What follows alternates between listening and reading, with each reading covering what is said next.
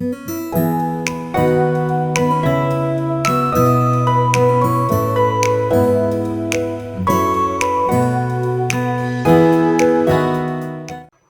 Hello, good evening सगळ्यांना. जय भीम. मी सीमा. स्वागत आहे आपल्या सगळ्यांचं किचन सवंगडी आणि मी या चॅनलमध्ये.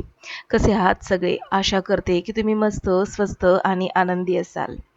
तर इथे ना मी सकाळचं कधीतरी जास्तीचा स्वयंपाक करून ठेवत असते. कारण की थोडा स्वयंपाक उरला ना, तर कधीतरी मुलगा कॉलेजवरून लवकर आला तर त्याला भूक लागलेली असते. मग अशा वेळेस ना तो दुसरं काही असा नाश्ता वगैरे करण्यापेक्षा जेवण असेल तर डायरेक्ट जेवणच घेतो तो. तर मग इथे ना चपाती वगैरे होती सकाळचीच, तर म्हटलं की चला तो आल्याबरोबर मला म्हणाला की "मम्मी मला भूक लागली मला काहीतरी जेवायला दे किंवा काहीतरी खायला दे."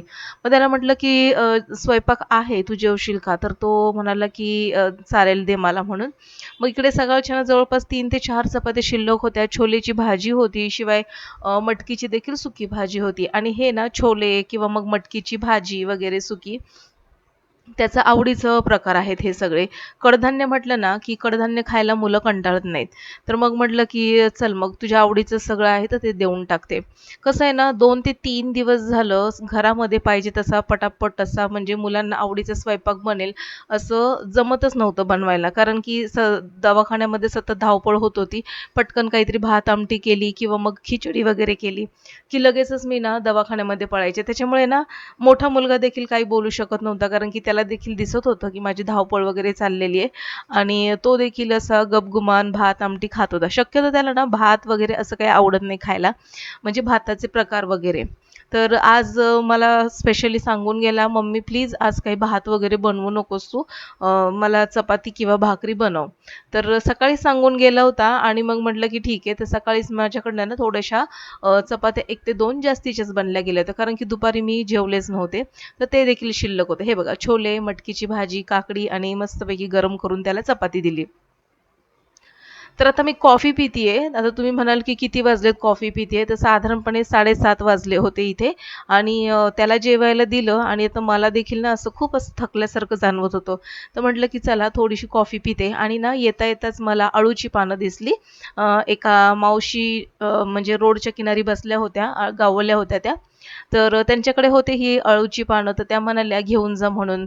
कारण की मला असं वाटतं त्यांना देखील घरी जायचं होतं आणि अळूची पानं खूप छान ताजी होती आणि ₹20 ची जवळपास 5 ते 7 पानं मला मिळाली. तर मग मी देखील घेतली. कारण की म्हटलं की चला आज थोडासा व्यवस्थित स्वयंपाक करूया, म्हणजे मुलं देखील आवडीने खातील. अळूची पानं मी व्यवस्थित धुवून घेतली आणि याच्या ज्या शिरा आहेत ना, तर या शिरा मी व्यवस्थित सुरीने काढून घेते. तर माझी आई कधी-कधी सुरीने या शिरा काढते, नाहीतर मग असं आपलं चपाती लाटायचं लाटणं असतं ना, तर ते त्याच्यावरती फिरवते. पूर्ण शिरा अशा दबून मऊ अशा होतात आणि त्याचे मग ना रोल करताना अळूवडीचे छान रोल होतात. एका साईडला पानं व्यवस्थित मी त्याच्या शिरा काढून घेतल्या. दुसरीकडे ना थोडंसं म्हटलं, आता दुपारचं जेवण तर सगळं संपलं होतं, तर म्हटलं आता आमच्या दोघांसाठी काहीतरी केलं पाहिजे. तर मग मी काय केलं, भात आमटी मला करायची होती. एक चपाती शिल्लक होती. तर म्हटलं की चला मटकीची आमटी आणि अळूवडी, भात आणि एक चपाती पुरेशी होऊन जाईल. कारण की निलयला देखील भात आमटीच मला द्यायचं होतं. कारण की तो देखील वैतागला होता. हॉस्पिटलमध्ये वगैरे हे सगळं म्हणजे औषध वगैरे सगळं म्हणजे म्हणतो ना हॉस्पिटलचं वातावरणच पूर्ण वेगळं असतं. तर मग म्हटलं की "मम्मी मला ना काहीतरी तिखट अशी आमटी कर." तर म्हटलं की "ठीक आहे चल म्हणजे मटकीची आमटी केली तर तू खाशील का?" तर तो म्हणाला की "ठीक आहे मी खाईल" म्हणून. तर इथे ना मटकीची आमटी मी भाजून करते. मोड आलेली मटकी असते ना, तर ती थोडीशी भाजायची तव्यावरती आणि मग कांदा, टोमॅटोमध्ये छान असं परतून आपलं घरगुती जे तिखट असेल त्याच्यामध्ये करायची मटकी. थोडंसं शेंगदाण्याचं कूट. आता कोल्हापूर म्हटलं की ना शेंगदाण्याचं कूट सर्रासपणे वापरलं जातं. खूप छान अशी चवदार आमटी होते. म्हणजे शेंगदाण्याचे कूट घालून देखील इतकी चवदार होते आणि बाकीचे जे वाटण करतात ना खोबऱ्याचं, ती देखील छान होते. एका साईडला मटकी भाजत होती, तर दुसऱ्या साईडला हे ना मी बॅटर तयार करून घेतलं. तर बेसन पीठ, त्याच्यामध्ये तिखट, हळद, मीठ वगैरे घातलं. चिंचेचा कोळ मला घालायचा होता, पण घरामध्ये चिंच नव्हती. तर म्हटलं की चला आता हे सध्या असंच आपण साधं करूया. बॅटर थोडंसं मी जास्तीचंच तयार केलं, कारण की अळूवडीमध्ये ना बेसनचं थोडंसं असं लेयर जास्तीचा असला की चवदार लागतं. तर आता हे ना पानांना मी व्यवस्थित लावून घेतलं आणि उलट-सुलट पानं लावून घ्यायची आणि एक सरळ पान एक उलटं पान असं ठेवायचं, खालची साईड वरती वरची साईड खाली, असं करून मी बऱ्यापैकी सगळेच पानं एकावर एक ठेवून घेतले. आणि आता ह्या पानांना व्यवस्थित बॅटर लावून आता ह्याचा मला रोल करून घ्यायचा आहे. सगळी पानं मी व्यवस्थित सेट करून घेतली. सगळ्या पानांना व्यवस्थित बेसन पीठ लावून घेतलं. आता त्याच्या दोन्ही किनारी अशा प्रकारे दुमडून घेतल्या, मी फोल्ड केल्या. आणि आता एका साईडने कोणत्याही याचा आता मस्त असा घट्टसर असा रोल आपल्याला बनवून घ्यायचा आहे. तर आता मी याचे हे जे रोलची पानं आहेत ती व्यवस्थित मी फोल्ड करून घेते. थोडंसं ताट मी फिरवलं, कारण की ना मला असं वाटत होतं उलट्या साईडने मी तो रोल करते आणि तो जमत नव्हता करायला. तर मस्तपैकी असा रोल असा घट्ट केला ना, की अळूवडीची जी वड्या बनतात ना, तर मस्तपैकी अशा गोलाकार पद्धतीने किंवा असं ओव्हल शेपच्या या अळूवड्या मस्त अशा लेयरच्या दिसतात आपल्याला. तर आता हा रोल मी तयार करून घेते आणि आता हा रोल ना डायरेक्टच मी कुकरला लावणार आहे, कारण की माझं भात देखील बनवणं बाकी होतं. तर म्हटलं आता हे वेगवेगळं लावण्यापेक्षा डायरेक्ट भाताबरोबरच मी ह्या रोलला लावते. सगळ्या पानांचा मी एकच रोल केला आणि आता इथे भात लावलाय कुकरला. आणि आता हा रोल जो आहे तो या कुकरमध्येच ठेवून घेते. तर इथे ना भातावरती एक ताट ठेवते आणि या ताटावरती आता हा रोल ठेवून घेणार आहे. रोल थोडासा मोठाच होता, तो पूर्णपणे कुकरमध्ये बसला नसता, म्हणून मग मी काय केलं, सुरीने त्याचे 2 भाग केले. आणि आता हा जो रोल आहे, 2 तयार केलेले रोल, तर हे मी असेच कट करून या कुकरमध्ये ठेवते. 3 शिट्यांमध्ये भात होईल आणि 3 शिट्यांमध्ये हा रोल देखील शिजला जाईल. आमच्या भावेशचं असं म्हणणं होतं, "मी काही भात वगैरे खाणार नाहीये आणि आजपासून तू मला भात देत जाऊ नकोस." म्हणून मला कंटाळा आला, "मम्मी 2 ते 3 दिवस झालं कंटिन्यू मी भात खातोय." तर मग मला थोडंसं त्याचं हसू पण आलं.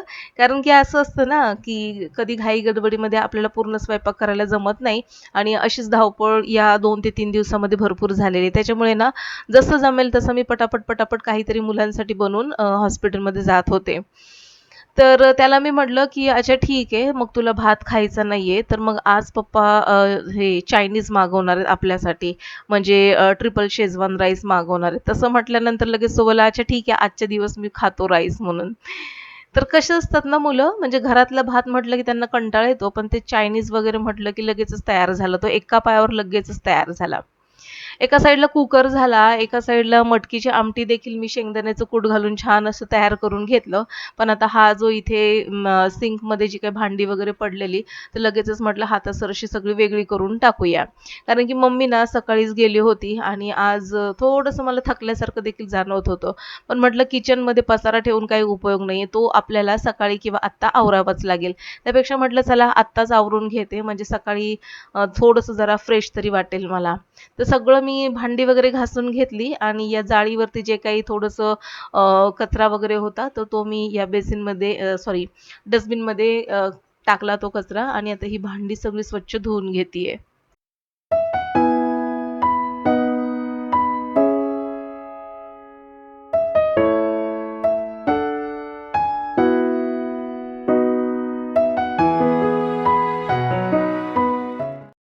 जवळपास मी ना 15 वर्ष एकत्र कुटुंबामध्ये होते. म्हणजे माझी जाव, माझे दीर, त्यांची मुलं, त्याच्यानंतर माझी नणंद, माझ्या नंदेची 2 मुलं, कारण की माझ्या नंदेचे मिस्टर वारलेले आहेत.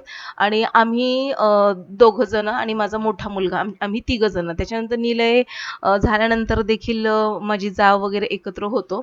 असं एकत्र कुटुंब होतं, तर त्याच्यामुळे फार सवय लागलेली आहे आणि आता हे सगळेजण आता आपापल्या घरामध्ये व्यवस्थित सेट झालेले आहेत. पण आता असं काही मेडिकल अशी कंडिशन येते ना, आता अशा वेळेस ना धावपळ करायला जेव्हा लागतं ना, तर असं खूप भरून येतं. असं वाटतं की कोणीतरी आपल्या जवळ असतं तर खरंच खूप धावपळ केली असती. आणि तसंच झालं.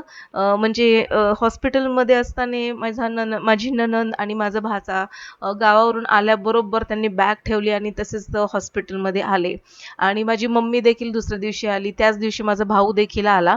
तर असं ना जवळ आपली माणसं असणं खूप गरजेचं आहे. बऱ्याचदा आपल्याला कधीतरी चिड होते आणि आपल्याला असं वाटतं, की म्हणजे कधीतरी ह्या सगळ्या तून मी बाहेर पडेन आणि कधीतरी मी, माझा नवरा आणि माझी मुलं असं कुटुंब जगेन. असं बऱ्याच जणींना वाटत असतं. पण कधी-कधी अशी परिस्थिती येते ना आपल्याला, तर अशा वेळेस आपल्याला कुटुंबाचं महत्त्व कळतं. तर खूप मदत केली मला माझ्या सगळ्याच फॅमिलीतल्या मेंबर्सने, माझ्या नंदेने, भाच्याने, माझा भाऊ, माझी मम्मी तर खूप धावून आल्या आयत्या वेळेला. अ, बघू. पण ह्याच अशा वेळ असतात, तर याच वेळेला आपण सगळी माणसं ओळखत असतो. आता आपली स्वतःची माणसं ती तर धावून येणारच. पण अशाच वेळप्रसंगी आपल्याला खूप सारे अशा अनुभव देखील येत असतात. तर यावेळेस तरी मला निदान चांगलेच अनुभव आले. माझे सगळे फॅमिली मेंबरने खूप छान असं सपोर्ट केला. माझे मिस्टर देखील सतत व्हिडिओ कॉलवर होते. कारण की घराचं काम सुरू होतं, फाउंडेशन तयार झालेलं आणि ते डायरेक्ट असं सोडून येऊ शकत नव्हते.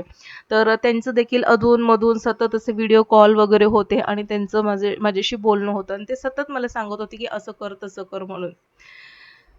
म्हणजे हे ते 2-3 दिवस आहेत ना, म्हणजे खूप मनस्ताप देणारे होते मला. पण तितकंच माझ्या मुलाला या सगळ्या गोष्टीतून मला बाहेर देखील काढायचं होतं. तर आता इथे सगळा स्वयंपाक तयार झाला, अळूवडी घेतली आणि आता आम्ही जेवण करून घेतोय. तर आजचा व्हिडिओ आवडल्यास नक्कीच लाईक करा. माझ्या चॅनलवर जर तुम्ही पहिल्यांदाच आले असाल, तर नक्कीच सबस्क्राईब करून बेल आयकॉन प्रेस करा. भेटू पुन्हा अशा एका नवीन इंटरेस्टिंग व्हिडिओसहित. तोपर्यंत बाय.